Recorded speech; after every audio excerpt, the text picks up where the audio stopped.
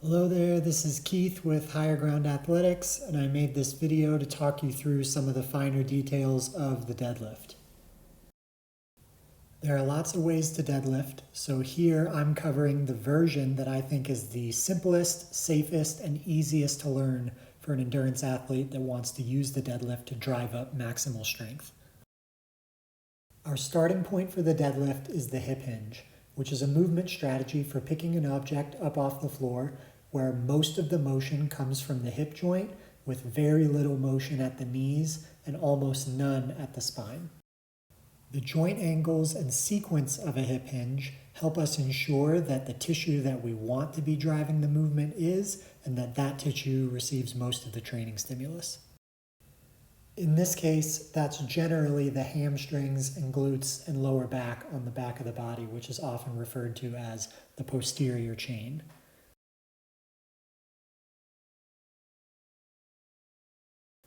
When performing a hip hinge, the main things we want to see are a neutral spine where the pelvis, spine, and ribs are treated as one solid piece that forms the top half of the hinge. Motion in the hips moving back and forth rather than up and down like a squat, and minimal knee bend depending on the range of motion and limb lengths of the person performing the exercise. So now let's take a look at how we can set up for a deadlift with the hip hinge strategy in mind. I'm using a kettlebell here, but as you'll see later, these cues will hold across deadlifting with a kettlebell, a barbell, a trap bar, or whatever else you might use.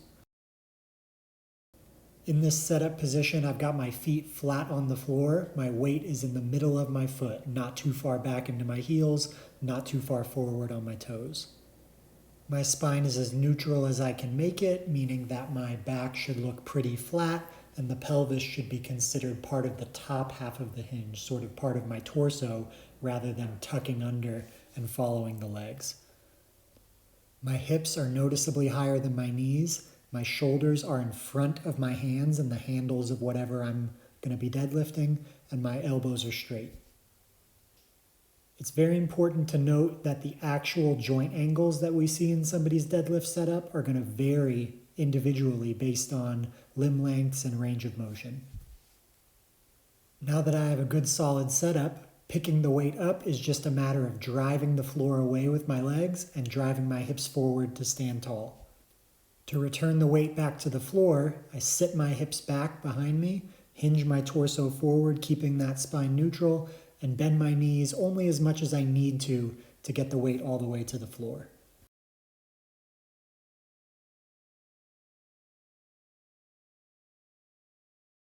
Let's look at a few deadlift start positions that don't quite check these boxes and talk about how they might be resolved.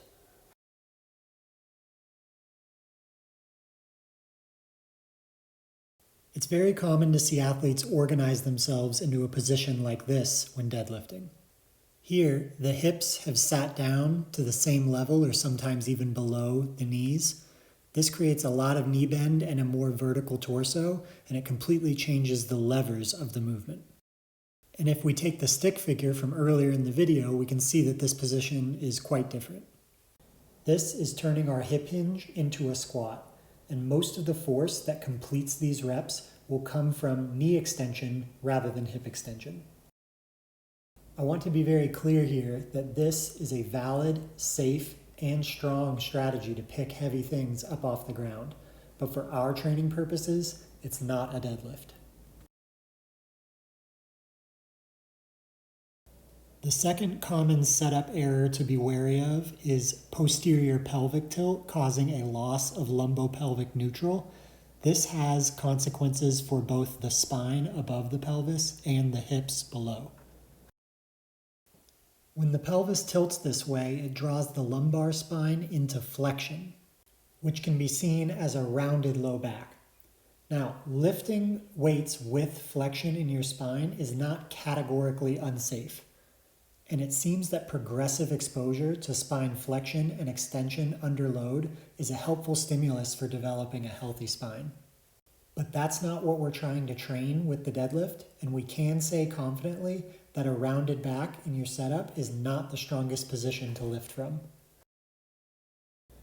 Because the glutes and hamstrings attach to the pelvis, A change in pelvic position in your deadlift setup will also change the length, tension, and leverage that those muscles have to create hip extension.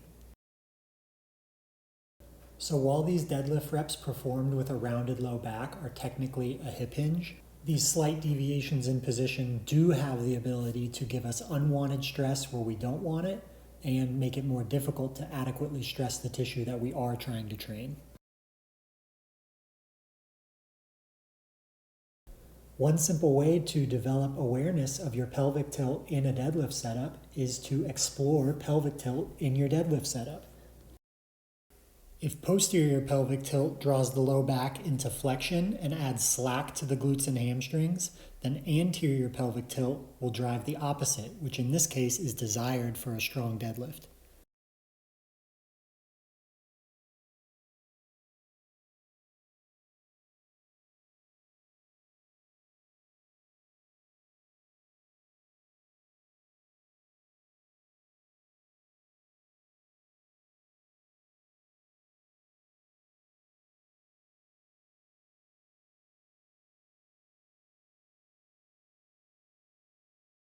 A barbell is the most common piece of equipment that we'll use to train the deadlift.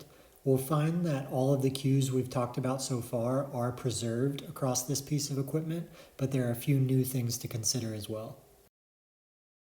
First is the distance from the floor that the barbell rests.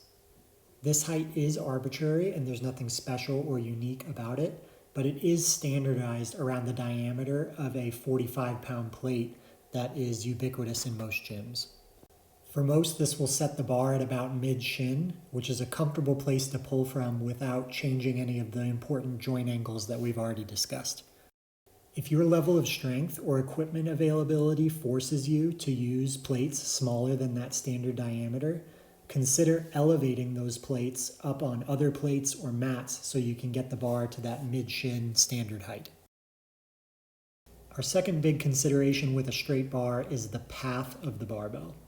You can see in my setup here that with the bar pulled tight against my shins, my knees are ahead of the plane of the bar. Yet as I perform the concentric portion of the lift, the bar is able to rise vertically without hitting my knees or having to go around them. They get out of the way at the exact right moment. This is an important piece of sequencing that does take us a little bit away from the textbook hip hinge that we discussed at the beginning of the video. A barbell deadlift initiates with knee drive, pushing the floor away as the back angle relative to the floor is preserved. Then once the bar passes the knees, the hips can drive forward and the shoulders can stand tall. The eccentric portion back down to the floor is just a rewind of this with the hips sitting back, the shoulders coming forward, and the knees not bending and going forward over the plane of the barbell until the bar has passed them on the way down. This setup position and sequencing when performing the deadlift allows the athlete to keep the bar as close to their body as possible throughout the lift. This allows the athlete to have as much leverage as possible over the weight being lifted. In the opposite scenario, where the weight is drifting further and further away or going around the knees, this gives the weight leverage over the athlete.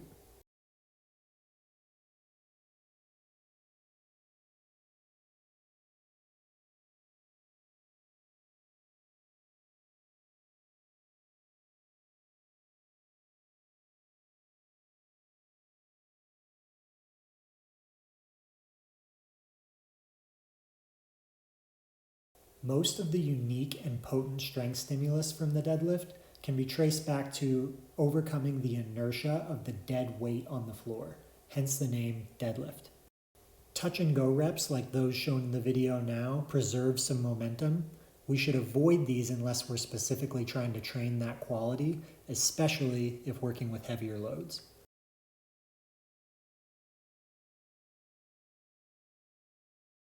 Almost universally, trap bars are easier to understand for athletes learning the deadlift. Trap bars are much more forgiving in terms of the sequencing of the lift, since the center of mass of the weight is able to sort of pass through the shins.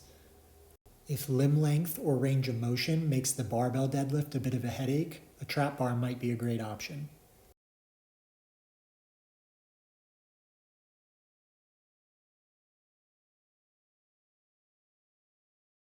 Trap bars will also often have multiple handles or adjustable handles like the setup I'm using here.